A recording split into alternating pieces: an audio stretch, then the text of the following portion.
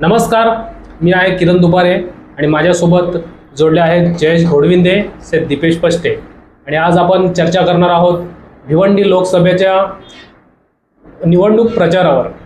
यावेळेस भिवंडी लोकसभेमध्ये निवडणूक प्रचार कशा प्रकारे झाला, कोणते फॅक्टर्स वापरले गेले आणि मतदार हे मतदान नक्की कोणाला करणार या विषयावर आपण चर्चा करणार आहोत। तर जयेश, काय म्हणशील, कोणते फॅक्टर यावेळेस वापरले गेलेत? नक्कीच आता काही म्हणजे कालच भिवंडी लोकसभेच्या निवडणुकीची प्रचाराची सांगता झाली आणि अवघ्यात काही तासावर म्हणजे उद्याच सकाळी 7 वाजल्यापासून मतदानाला सुरुवात होणार आहे। एकंदरीत या अगोदरच्या निवडणुकी बघता आणि एकंदरीत ही निवडणूक बघता या आता 2024ची, कारण अगोदरच्या ज्या निवडणुका असतील त्यामध्ये अनेक वेगवेगळे मुद्दे प्रचारामध्ये आले होते आणि ह्या निवडणुकीमध्ये पूर्णतः वेगळी निवडणूक मानली जाते, कारण ह्या निवडणुकीमध्ये पूर्ण महाराष्ट्रातील जे एकंदरीत राजकीय गणित आहे ते एकंदरीत पूर्णपणे बदललेलं आहे। कारण ह्या अगोदर महायुतीमध्ये असलेले शिवसेना आणि भाजप हे पारंपरिक पक्ष एका बाजूला, तर दुसऱ्या बाजूला धर्मनिरपेक्ष पक्ष समजणारे जी आघाडी असेल म्हणजे राष्ट्रवादी पक्ष आणि काँग्रेस, हे असे पारंपरिक पक्ष एकमेकांसमोर भिडत होते। परंतु यावेळेस पूर्ण चित्र बदललेलं आहे। शिवसेनेमध्ये फूट पडल्यानंतर एका बाजूला ठाकरे गट, एका बाजूला शिवसेना म्हणजे उद्धव शिंदे गट, एकनाथ शिंदे यांची शिवसेना, आणि त्यानंतर राष्ट्रवादीमध्ये सुद्धा फूट पडून अजितदादा पवार गट आणि शरद पवार यांची राष्ट्रवादी, एका बाजूला महाविकास आघाडी आणि एका बाजूला महायुती। त्यामुळे जे पारंपरिक जे मतदार होते ते आता दुसऱ्या बाजूला कसं त्यांचं मत परिवर्तन होणार, कारण या अगोदर जे हिंदुत्ववादी पक्ष म्हणून असणारे शिवसेना भाजप, या दोन हिंदुत्वाच्या मुद्द्यावर नरेंद्र मोदी यांनी 2014 असेल 2019 असेल या मुद्द्यावर त्यांनी या ठिकाणी निवडणुका जिंकल्या।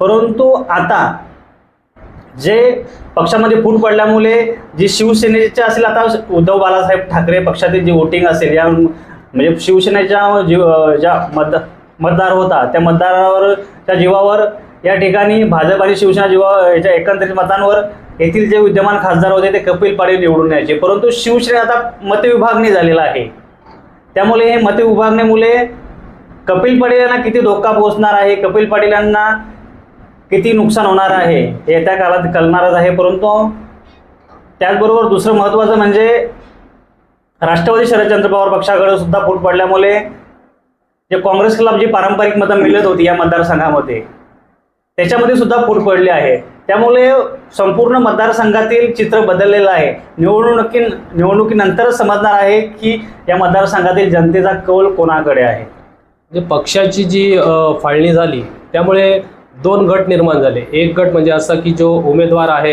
त्याच्या बाजूने होता आणि एक निष्ठावंत पक्ष, असे 2 गट असल्यामुळे नेमकी मतदार संभ्रमात पडले आहेत की नक्की मतदान कोणाला करायला पाहिजे। दीपेश, काय सांगशील त्यावर? याच्या आधी गेले 30 वर्ष या मतदारसंघामध्ये जे निवडणूक व्हायची ती युती, शिवसेना भाजप युती, काँग्रेस राष्ट्रवादी एका बाजूला असायची आघाडी। परंतु गेल्या 2 ते 3 वर्षापासून आपण महाराष्ट्रामधले जे राजकीय समीकरण पाहतोय त्याच्यामध्ये संपूर्ण बदल झालेला आहे आणि एका पक्षामध्ये इन्कमिंग जर बघायला मिळाली तर दुसऱ्यामध्ये नेत्यांची इन्कमिंग नसून कार्यकर्त्यांची तसेच मतदारांची इन्कमिंग झाली। आणि भिवंडी लोकसभा मतदारसंघामध्ये जेव्हा प्रचाराला सुरुवात झाली त्यावेळेमध्ये असं वाटत होतं की पुन्हा एकदा कपिल पाटलांचा जोर जास्त आहे, जरी ते प्रचार करत नसते। परंतु शिवसेना उद्धव बाळासाहेब ठाकरे गटाचे काही कार्यकर्ते होते जे अवघ्या काही दिवसांवर त्यांनी त्या प्रचारामध्ये उडी घेतली आणि राष्ट्रवादीच्या माध्यमातून उभे असलेले सुरेश म्हात्रे यांच्या प्रचारामध्ये त्यांनी आघाडी घेतली आणि मग पुन्हा चित्र बदललं गेलं। या चित्रामध्ये असं दिसून येतं की कपिल पाटलांना सुद्धा टफ फाईट करण्याचं काम या सुरेश म्हात्रे यांनी केलेलं आहे। त्याचबरोबर सुरुवातीला काही महिन्यांपासूनच जिजाऊ संघटनेच्या माध्यमातून, जिजाऊ सामाजिक संस्थेच्या माध्यमातून जे कार्य त्या कार्याच्या जोरावर निलेश सांबरे यांनी आपला प्रचार 3 ते 4 महिन्यांपूर्वीच सुरू केलेला होता आणि त्यांनी सुद्धा सुरुवातीलाच म्हणजे निवडणूक जाहीर होण्याच्या अवघ्या काळामध्येच त्यांनी आपल्या प्रचाराला सुरुवात केली होती आणि ती एक लाट तयार केली होती। आणि आता शेवटच्या टप्प्यामध्ये असं काही दिसून आलं की पुन्हा एकदा निलेश सांबरेंच्या ज्या काही स्टेटमेंट होत्या या ज्या बदलत गेल्या त्याच्यामुळे निलेश सांबरे यांची कुठेतरी या जिजाऊ संघटनेची लाट कमी झाली आणि आता असा संभ्रम आहे की कपिल पाटील हे स्वतः विश्वास दाखवतात की मी 3ऱ्यांदा पुन्हा खासदार होणार बाळामामा सुद्धा दाखवतात की माझ्या बाजूने जास्तीत जास्त प्रचार झालेला आहे, जनता माझ्या बाजूने आहे, त्याच्यामुळं मीच खासदार होणार. आणि निलेश साबळे सुद्धा सांगतायत की माझे समाजकार्य गावोगावी प्रत्येक घरोघरी पोहोचलेलं आहे, त्याच्यामुळं मीच खासदार होणार. आता मतदार इथे संभ्रमात पडलेला आहे की नक्की खासदार होणार कोण, मग माझं मत हे फुकट जाता कामा नये, म्हणून हा चिंतेचा सुद्धा त्यांच्यासमोर एक प्रश्न आहे. नक्कीच, कारण एकंदरीत मतदारसंघामध्ये आपण संपूर्ण ठिकाणी पाहणी केली असता त्या प्रचारादरम्यान आपण ठिकठिकाणी मतदारांचा कौल जाणून घेण्याचा प्रयत्न केला असता, तर असे चर्मात आले की अजून सुद्धा 2000 बोलत असतील की आता 2024 मोदी फॅक्टर चालणार नाही. म्हणजे 2014 असेल, 2019 असेल, या मोदी लाटेवर अनेक खासदार निवडून आले, केंद्रामध्ये सत्ता आली आहे. परंतु आता सुद्धा काही ठिकाणी चर्चा केल्यानंतर समजत असेल की कपिल पाटलांवर ज्या 10 वर्ष यांनी सत्तेवर होते, म्हणजे 10 वर्ष ते खासदार होते, कपिल पाटील यांच्यावर मतदारांची नाराजी असणार हे साहजिकच आहे. परंतु आता सुद्धा मतदारांच्या अशा आहे की आम्हाला कपिल पाटील नको आहेत, परंतु आम्हाला मोदींना तिसऱ्यांदा पंतप्रधान करायचे, यासाठी कपिल पाटील यांना पुन्हा एकदा आम्ही मोदी यांना पंतप्रधान करण्यासाठी आम्ही कपिल पाटील पुन्हा एकदा निवडून देऊ, अशी सुद्धा काही मतदारांची म्हणणं समोर येत आहे. अगदी, परंतु गेल्या काही दिवसांमध्ये आपण पाहिलं विरोधकांनी ही सगळ्यात मोठी टीका केली की मोदी लाट आहे, मोदी लाट आहे. 2019 सारखीच 2024 मध्ये सुद्धा मोदीचं प्रमाण जास्त आहे. परंतु विरोधकांनी ही टीका केलेली आहे, जर मोदी लाट आहे तर मग मोदींना मार बसते, हा सुद्धा महत्वाचा हे महत्त्वाचं आहे. त्याचबरोबर असं की आता बाळेमामा म्हात्रे राष्ट्रवादी शरद पवार पक्षाकडून त्यांची उमेदवारी गेली आहे.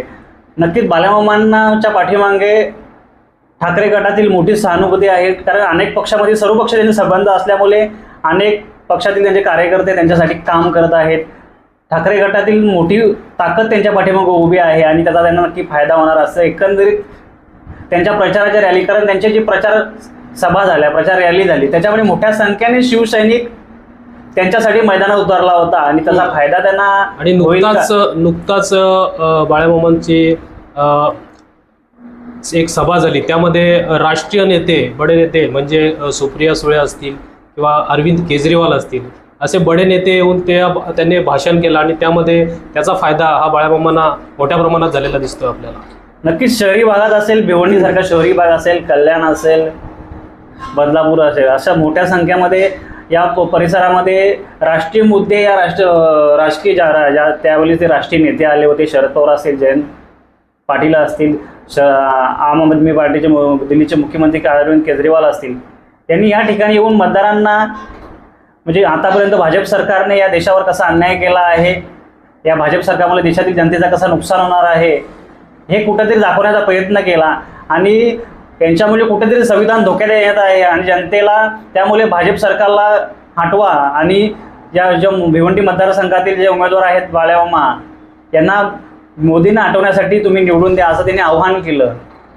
त्याचबरोबर आणखीन महत्त्वाचा मुद्दा म्हणजे आता हा भिवंडी लोकसभा मतदारसंघ हा आगरी, मुस्लिम आणि कुणबी बहुल मतदारसंघ आहे. हा सुद्धा फॅक्टर महत्त्वाचा आहे आणि हा फॅक्टर किती काम करणार आहे आणि जातीय समीकरण किती काम करणार हा सुद्धा महत्त्वाचा विषय आहे. अगदी, कारण आपण विरोधकांची टीका जी बघितली की बाळामामांनी जवळजवळ 6 ते 7 पक्ष बदललेले आहेत, याचाच फायदा त्यांना या निवडणुकीमध्ये होणार असं दिसून येते. कारण बाळामामांनी राष्ट्रवादी असेल, शिवसेना असेल, त्याच्यानंतर शिंदेगड शिवसेना असेल किंवा भाजप असेल, बहुसंख्य मनसे असेल, अशा सर्व पक्षांमध्ये ते गेलेले आहेत. आणि प्रत्येक पक्षामध्ये जसं आता म्हटलं की कुणबी फॅक्टर आहे किंवा मुस्लिम आहेत किंवा आगरी समाज जास्त आहे, हे 3 समाज बहुमूल आहेत या परिसरामध्ये, या मतदारसंघामध्ये. आणि या 3ही प्रत्येक पक्षांमध्ये ज्या ज्या वेळेमध्ये ते काम करत होते त्या वेळेमध्ये प्रत्येक पक्षातील नेते कार्यकर्ते त्यांच्यासोबत होते. म्हणजे मुस्लिम समाजाचे असतील, आगरी समाजाचे असतील किंवा कुणबी समाजाचे असतील, हे प्रत्येक समाजाचे कार्यकर्ते त्यांच्यासोबत होते. आणि जी विरोधकांची टीका आहे की एवढे पक्ष फिरून आलेले आहेत, आणि मला वाटतं की हाच त्यांना या निवडणुकीमध्ये फायदेशीर ठरणारा मुद्दा आहे. पण कपिल पाटलांची पण एक जमेची बाजू आहे. 10 वर्ष त्यांनी सत्ता उपभोगली आणि त्या दरम्यान त्यांनी कार्यकर्त्यांची जी साखळी निर्माण केली आहे की ते प्रत्येक कार्यकर्ता एकदम सक्रिय असतात आणि ते तळागाळापर्यंत मतदारापर्यंत पोहोचत असतात. त्याचा फायदा नक्कीच प्रत्येक वेळेस कपिल पाटलांना होतो आणि ते निवडून येतात. बरोबर, तू बरोबर बोला किरण, की आतापर्यंत कपिल पाटील हे भाजपकडून आलेत. भाजपची एक काम करण्याची पद्धत वेगळी आहे.